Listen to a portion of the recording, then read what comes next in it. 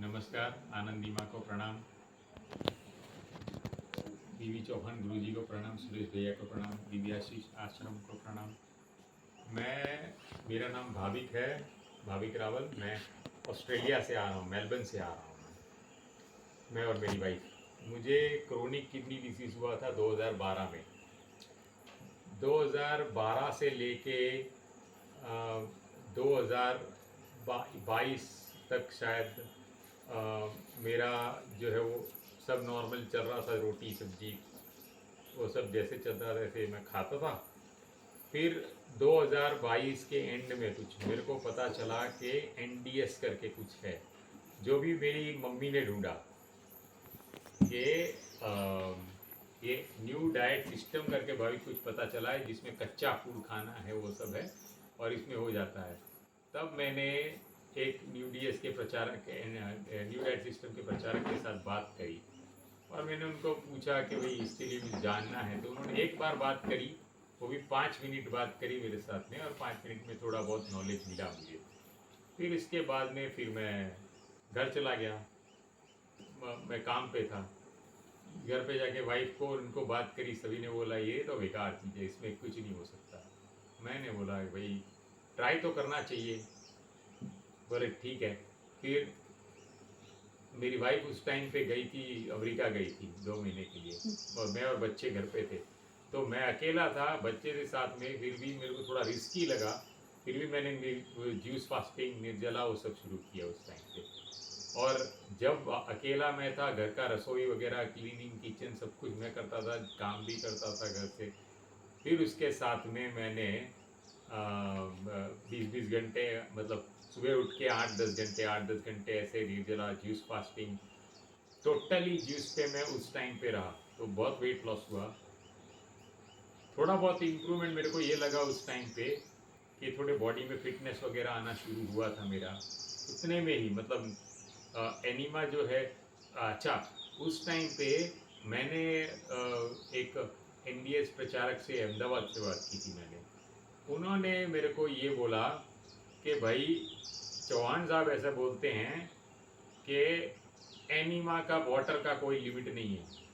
आप 1.5 लीटर का कंटेनर आता है, भरो 1.5 लीटर 3-3 बार, सुबह दोपहर शाम। तो फिर मैं तो बोला ठीक है।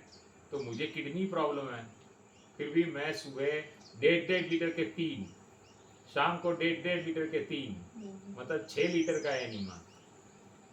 तो मेरा किडनी जो है वो 5% डैमेज हो गया उससे। और मुझे पक्का पता चल गया, मैं रसाहार कर रहा हूँ है जी, और इतना अच्छा कर रहा हूँ, फिर भी कितना डैमेज कैसे हो गया। फिर उसके बाद में कहीं और मैंने बात किया, साहब जी से बात किया मैंने। तो गुरुजी ने बोला तुम सब ठीक कर रहे हो, एनीमा जो है वो अपने बॉडी के हिसाब से हर एक को करना है, पर अपने बॉडी के हिसाब से। तो तुम्हें किडनी का है प्रॉब्लम, तो ऐसे तो प्रॉब्लम नहीं है, कुछ भी खाओ पियो, कोई भी वेजिटेबल फ्रूट ये सब गॉड वेड, पर एनीमा जो है वो अपने हिसाब से करो कि वेट देखा है अपना, वो सब देख के। तो फिर मैंने किया 500 ml का शुरू किया। फिर मैं बोला चलो ठीक है, 500 ml किया तो थोड़ा स्टेबल हो गया, सब रिपोर्ट्स लगा कि नहीं अभी सब सही है, अभी गलती नहीं हो रही मेरे से। फिर इसके बाद में मैं वापस से मैंने बोला कि अभी मेरी गाड़ी, नवंबर या दिसंबर महीना था तब मैं बोला अभी मेरी फिर से शुरू हुई गाड़ी। तब फिर से शुरू करके 4 महीना कंप्लीट रसाहार किया, फर्स्ट क्लास। इसमें मेरे को कोई गलती नहीं, कुछ भी नहीं, 4 महीना। और वो 4 महीने में रसाहार किया, एनीमा किया 2 टाइम, सुबह 3 बार, 500-500 ml, 500-500 ml। और सुबह 8 8 घंटे 9 घंटे का उपवास, बीच बीच में तो सुबह उठ के 12 घंटे 13 घंटे का उपवास, निर्जला भी किए उसमें 5-7। तो उस टाइम पे मेरा रिपेयरिंग शुरू हो गया। मुझे इम्प्रूवमेंट तो बहुत ज़्यादा लगा, मस्त इम्प्रूवमेंट। ऐसा लगा कि फिटनेस आ रही है, मैं चल पाता हूँ। मैं बोलता था कि मैं तो दौड़ लेता हूँ आराम से, वजन वजन उठा लेता हूँ। गैस बॉटल जो होता है वो 12-13 किलो वजन होता है उसका, वो उठा लेता हूँ मैं एक हाथ से। सब खुश हो गए। तो 11% से मेरी हो गई थी जो किडनी, वो सीधी आ गई 16%। 16% आई 4 महीने में। मैं बोला बस अभी अच्छा है, तो भी थोड़ा सलाद खाता हूँ, 5 महीना जैसे जूस हो गया। फिर शाम को मैंने सलाद शुरू किया, वो भी ठीक है, कच्चा ही था सब कुछ। उसमें से मैं 16 पैसे, 18 18 पैसे, 19 19 पैसे, 20 क्रिएटिनिन कम होता ही रहा हर एक बार। मैं बहुत खुश था।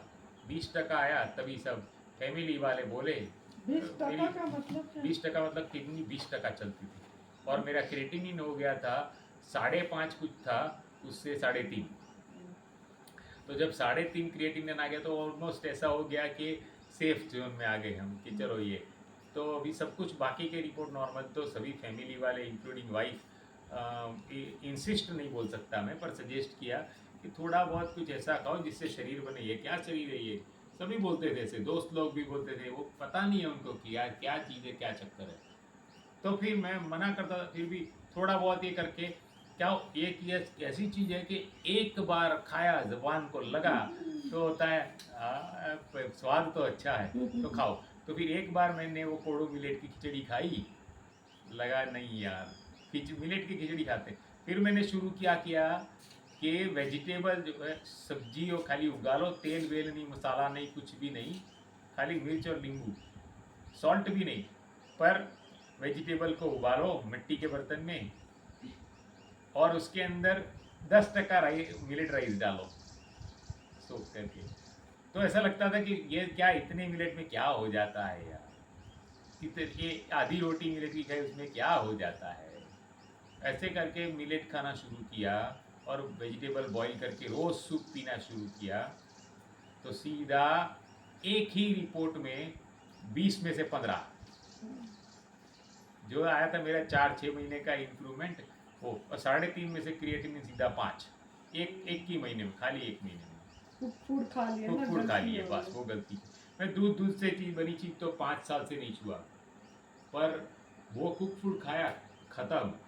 और उसके बाद में वापस से फिर मैं आ गया, नहीं नहीं नहीं नहीं, ये नहीं करना है। पर फिर 15 टका जो था, उसमें मैंने सोचा कि नहीं अभी नहीं करना है, अभी नहीं करना है ऐसा। पर फिर कितना भी कर लो, मेरी आगे की सारी मेहनत बेकार होगी ऐसा मुझे लगा। क्यों? क्योंकि मैंने कुक फूड 1 महीने के बाद में तो वापस बंद कर दिया, तो वहाँ से 15 टका से वापस डेवलपमेंट शुरू होना चाहिए, अच्छा होना चाहिए, पर नहीं हुआ, बिल्कुल नहीं हुआ। इसके बाद में मैंने रसाहार किया, 3 महीना रसाहार किया, फिर भी 1 टको डाउन, 2 टका, क्रिएटिनिन बढ़ता ही जा रहा है, बढ़ता ही जा रहा है। मैं रो रहा हूँ कि यार ये गलती क्यों की। मेरी वाइफ को बोलता था कि अप्रैल मई में, लास्ट ईयर मई महीने में शायद था, मई अप्रैल अप्रैल में। मैं बोला क्यों गलती करी, क्यों गलती, रोज़ जोर होता था कि गलती क्यों करी। नहीं करता गलती तो अगर मैं जूस नहीं सलाड पे भी रहता ना, तो भी 1 1 टका एवरी मंथ बढ़ता था। तो मैं सोचा था कि थोड़े साल में मैं आराम से 50% पहुंच जाऊंगा। और बीच बीच में अगर देखो, उस टाइम पे ऐसी हालत थी कि 45 किलो वजन था, तो मैं निर्जला करता था तो शरीर दर्द करता था। पर मैं सोचा कि इस ऐसा सलाड वलाड खा के वो सब करके, अगर मैं 50 55 तक पहुंच गया, मेरा वेट थोड़ा स्टेबल हो जाऊंगा, थोड़ी शक्ति आ जाएगी। और दिमाग में यही था, वेट ही सब कुछ होता है। अभी नीचे सो भाई को देखा तो लगा वेट कुछ भी नहीं है, शरीर कुछ भी नहीं है, इतने पतले, वो बोलते 25 बार चढ़ते हैं उतरते हाँ, हैं। चल जाता था। हाँ, तो फिर मैंने बोला कि नहीं, वेट का जो है वो छोड़ो, और जो करना है वो करो। पर कितना भी करा, कितना भी करा, आज की तारीख में मैं कितना भी करता हूँ, हर रिजल्ट में डाउन होता है। और अभी हालत ऐसी हो गई कि ये 2 बारी मैंने जो गलती करी, वो गलतियों की सजा ऐसी होगी कि अभी 6 टका किडनी है मेरी, और मेरा क्रिएटिनिन 8.5 9। जो क्रिएटिनिन इम्प्रूव होके 3.5 हो गया था, वो 8.5 9। और अभी मैं अगर इस बार ये अगर न्यू डाइट सिस्टम, ये ANDS नहीं करता, यहाँ नहीं आता, तो ये हफ्ते के बाद में मेरे टमी के अंदर डॉक्टर ने बोला कि नली लगाएंगे, हफ्ते में 7 दिन रात को डायलिसिस करना है घर पे। हमारे वहाँ कैसा होता है ऑस्ट्रेलिया में, जैसे यहाँ इनफैक्ट यहाँ पर हॉस्पिटल में जाके डायलिसिस करवाते हैं यहाँ पर हमारे वहाँ पर हॉस्पिटल में जाके डायलिसिस करने का सिस्टम बहुत कम रखते हैं। वो क्या करते हैं कि बहुत गवर्नमेंट पे पैसों का लोड ना पड़े, तो इसके लिए डायलिसिस का मशीन हर एक पेशेंट को घर पे ही दे देते हैं। और अपना डायलिसिस खुद करो। पर हाँ, टेक्नोलॉजी के हिसाब से करवाते हैं। ऐसा नहीं है कि आपको 10 घंटे लगेंगे। आपको 10 मिनट वो सिखाते हैं कि 10 मिनट में एक पाइप होता है पेट के अंदर से निकलता है, उसमें एक ट्यूब कनेक्ट करो, 10 मिनट लगते हैं, हाथ बाथ धो के कनेक्ट करो, फिर सो जाओ बाजू में। वो ट्यूब इधर बाजू में लटकता रहेगा, ऐसे ऐसे वैसे कैसे भी उनको कुछ नहीं होता उसको। सुबह जब उठोगे तब पूरा बॉडी डायलिसिस होगा। और वो सबसे अच्छा तरीका वही बोलते हैं, वो इतना अननेचुरल है, वो इतना अननेचुरल कि उसकी कोई सीमा नहीं है, इतना अननेचुरल है वो। ब्लड वाला तो फिर भी ठीक है, ब्लड बाहर निकाल के करते हैं। ये फॉरेन कंट्रीज में अभी ये डायलिसिस ऐसे करते हैं, तो सुनने जैसा है। वो लोग करते हैं अपना बॉडी में, यहाँ पर बोलते हैं एक पेरिटोन, पेरिटोन जैसी जगह आती है, जो थैली होती है, पोटली, जो थैली और फिल्टर होता है ना, वो किडनी के जैसा ही फिल्टर होता है, पर वो डॉर्मेंट होता है, वो ऑपरेट नहीं होता जनरली, उसके ऊपर काम नहीं होता, कुछ भी नहीं होता। पर जब ये उनको डायलिसिस करवाना है इस तरह से, तो जो वो डायलिसिस ऐसे होता है कि एक लिक्विड आता है, पेरिटोनियल डायलिसिस में एक लिक्विड आता है, जो लिक्विड टमी के थ्रू अंदर जाता है, और वो जो सोया हुआ पेरिटोन है उसको जगा के, उसको दबा दबा के फोर्स करके उससे किडनी फिल्टर करवाता है सब कुछ बॉडी का। बॉडी फिल्टर हो जाती है। पर ये जो तुम्हारी पेरिटोन है ना, वो सेकंड किडनी है, इमरजेंसी की किडनी तुम्हें जिंदा रखने के लिए भगवान ने बनाई है। कि अगर आदमी बहुत खराब किडनी जब हो गई उसकी, बहुत ही ज़्यादा, और काम ही नहीं कर रही बिल्कुल, तो उसको थोड़ा बैकअप में कुदरती रीत से, नेचुरल से जीने के लिए वो बनाया है कि वो बैकअप में थोड़ा बहुत कर सकती है और खाली सर्वाइवल दे सकती है। अगर बंदा बाकी सब नेचुरल हेल्दी है तो वो भी खराब कर दोगे। 4 साल 5 साल उससे अगर तुमने वो निकाल दिया जूस, उसको फिल्टर कर दिया, तो भी खराब। ये अपना फिल्टर कर, मैश फिल्टर जिससे जूस फिल्टर करते हैं, वो कोई 50 साल थोड़ी चलता है, 1 साल चला है, 2 साल चला है। तो वो फिल्टर यूज़ करते हैं पेरिटोन को, और जिससे पूरे वेस्टर्न कंट्री में इसी तरह से घर पे करवाते हैं डायलिसिस, और पेशेंट खलास। 4-5 साल के बाद में वो भी नहीं कर सकता, उसके बाद में ब्लड पे जाओ। वो सब मैंने समझाया फैमिली वालों को कि ये तरीका क्यों गलत है, ये टोटल अननेचुरल है। अभी सब मेरे को समझा रहे हैं, भाई ये अननेचुरल नहीं है, तू जो एनडीएस कर रहा है वो अननेचुरल है। प्रकृति ने रोटी सब्जी दाल हमारे लिए खाने के लिए बनाई है, नहीं तो बनाते क्यों? ये खाना है ये, तो तुम खाना छोड़ के तुम ये सब्जी ये सब खा रहे हो, तो ये अननेचुरल है, ये नेचुरल नहीं है। मैं बोला मैं देख लूँगा जो भी है, पर मेरे को ये करना है और मैं यही करूँगा, चाहे जो होना है हो जाएगा। और न्यू डाइट सिस्टम जो है ना, वो तो मेरे को 2 साल से पता है, पर मेरे को ANDS का पता जो है वो आनंदीमा के सुरेश भैया के वीडियो से पता चला। बहुत इंस्पिरेशन मिला जब मैंने कुछ वीडियोस देखे, तब तो पता चला। पहले तो शुरू में मेरे दिल ने एक्सेप्ट नहीं किया, मैं बोला यार ये क्या है ANDS। उस टाइम पे तो ANDS शायद नहीं था, पर ये था कि कच्चा ही सच्चा है, कच्चा ही खाना है, कच्चा ही खाना है। तो मुझे ये लगा, मैं बोला कि ये क्या चीज़ है कि सिर्फ कच्चा खाना है यार। मतलब शाम को एक टाइम भी, वो भी ठीक है, चलो वो नहीं है तो रसाहार उत्तम है वो सब। तो मैं बोला कच्चा ठीक है, ये क्या है। पर उसके बाद में बहुत लोगों के अनुभव सुने, अनुभव से मेरे को लगा नहीं यार। और हमारे एक बंदे हैं यहाँ पर, आके गए थे यहाँ पर, कोई जगदीप भाई करके बीच में, वो किडनी के प्रॉब्लम है, उनका वीडियो है।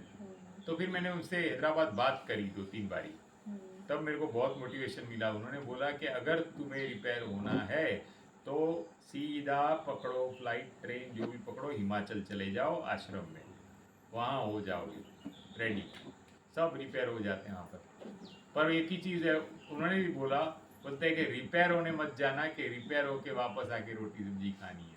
अच्छी बात बोली उन्होंने बोला कि कच्चे पे रहना है और गॉड मेड फूड पे ज़िंदगी बितानी है, और रास्ता जो है दिल दिमाग उसको थोड़ा आध्यात्मिक दृष्टि से भगवत गीता की ओर मोड़ना है, तो जाओ। नहीं तो फिर ऐसा सोच के जाओगे तो मैं ऐसे ही मन बना के आया कि मैंने घर बोलता हूँ कि नहीं हमेशा कि मेरे को कच्चा ही खाना है, मेरे को ये नहीं। मेरे घर वाले बोलते थे अभी कि भाई ठीक हो जाओ उसके बाद में तुम्हें थौर खिलाएंगे, ठीक हो जाओ तुम्हें उसके बाद में पहला चीज पेड़ा खिलाएंगे। मैं बोला वही चीज, अच्छा मतलब ये है कि मैं इतनी मेहनत करके ठीक हूँ और तुम मुझे वापस बीमार करके वापस आश्रम भेज दो। नहीं पूछो, मैंने सबके सामने बोला, सबके सामने मैं बोला मैं बहुत मेहनत करके ठीक हूँगा, 3-4 साल की 2 साल की मेहनत के, और तुम बाद में मुझे 2-3 पेड़े खिलाओ, एक पनीर की सब्जी खिलाओ और इसके बाद में वापस छोड़ने आओ मुझे आश्रम में। ये क्या तरीका हुआ? तो मैं बोला ये नहीं करना है। हाँ मैं बोला कि एक चीज़ है, मैं ये नहीं कहता कि मेरे में इतनी शक्ति है कि मैं ज़िंदगी भर एक पर्टिकुलर डाइट कर सकता हूँ कि रसाहार ज़िंदगी भर में। कुछ बंदे रहते वो लीफ पे रहते हैं, पत्तों पे रहते हैं, मैं ऐसे नहीं बोल सकता। पर एक चीज़ तो मैं गारंटी और कसम खा के आया हूँ कि ज़िंदगी भर कच्चा खाऊंगा। कच्चा कच्चे में सूरज भगवान का पकाया हुआ भोजन। हाँ, उसको भगवान का कच्चा भी पका, मत बोलो। ना कच्चा नहीं। हाँ मतलब पका हुआ है। हाँ पकाया हुआ मतलब गॉड में जो शाखा पे उगा है वो, जो पेड़ पे उगता है वो नारियल है, एप्पल है, बीटरूट है, गाजर है, वो सभी चीजें खाऊंगा। वो प्रकृति ने मेरे लिए दी है, मुझे गिफ्ट है भगवान की, और मैं उसको भगवान को धन्यवाद करके खाऊंगा हमेशा। वो मेरा प्रसाद है। तो अभी यही संकल्प करके मैं भी आया हूँ कि मुझे बस यहाँ, मैं ठीक होने नहीं आया हूँ यहाँ पर, मैं एक आध्यात्मिक साधना करने आया हूँ और साथ में ये सीखने आया हूँ कि मुझे जैसे माँ ने बताया कि कच्चा नहीं खाना है, मुझे गॉड मेड फूड खाना है और गॉड से कनेक्ट होना है। तो उस तरह से मुझे थोड़ा आध्यात्मिक दृष्टि से आगे बढ़ना है, मेरा डेवलपमेंट करना है। मेरा जो आसक्ति है ना, जो कच्चे जो पके हुए फूड पे मेरी आसक्ति नहीं है, पर कोई कोई ऐसी चीज़ पकी हुई होती है जिसकी आसक्ति आ जाती है। और कभी कभी दिल में होता है ऐसा कि बाद में थोड़ी छूट ले सकते हैं, थोड़ी छूट ले सकते हैं, वही मुझे निकालना है। मेरा पूरा पका बका सब निकाल के एक बार माइंड में फिक्स कर दो, नमक जहर है, सॉल्ट इज ए बस मैंने अगर सॉल्ट छूट गया तो आपका पका छूट ही गया, पका छूट गया। बस मेरा वही संकल्प है, मैं वही करने वाला हूँ। क्योंकि बीच बीच में मैंने गलती से सॉल्ट भी लिया, वो भी बहुत बड़ा गलती था। गुड़ लिया, गुड़ भी अननेचुरल है, पर गलती होती है। पर यही चीज़ मेरी, इसको हम गुजराती में मक्कमता बोलते हैं। मक्कमता का मतलब है कि कॉन्फिडेंस और क्या बोलते हैं, स्ट्रेंथ, कि मेरे को ये विल कि करना ही है, बस यही है, यही मुझे करना है ये लाइफ में। तो मैं ट्राई करूंगा, पूरा प्रयत्न करूंगा कि मेरे बच्चों को भी पूरा मेरे जैसा बनाऊं, मेरी वाइफ को मेरे जैसा बनाऊं, मेरी फैमिली को मेरे जैसा जब बनाऊं। आएंगे ना बच्चे भी आज सब, फिर यहाँ देखेंगे अपने आप उनका मन भी बन जाएगा। बिल्कुल जी बिल्कुल। तो यही मेरा बहुत बहुत धन्यवाद। पर मैं यही, मोबाइल नंबर, मेरा मोबाइल नंबर है, ऑस्ट्रेलिया का नंबर है +61 452 64 2726, और मेरा इंडिया का नंबर नवा नंबर है +91 82005 51195। बहुत बहुत धन्यवाद, थैंक यू, सबको प्रणाम।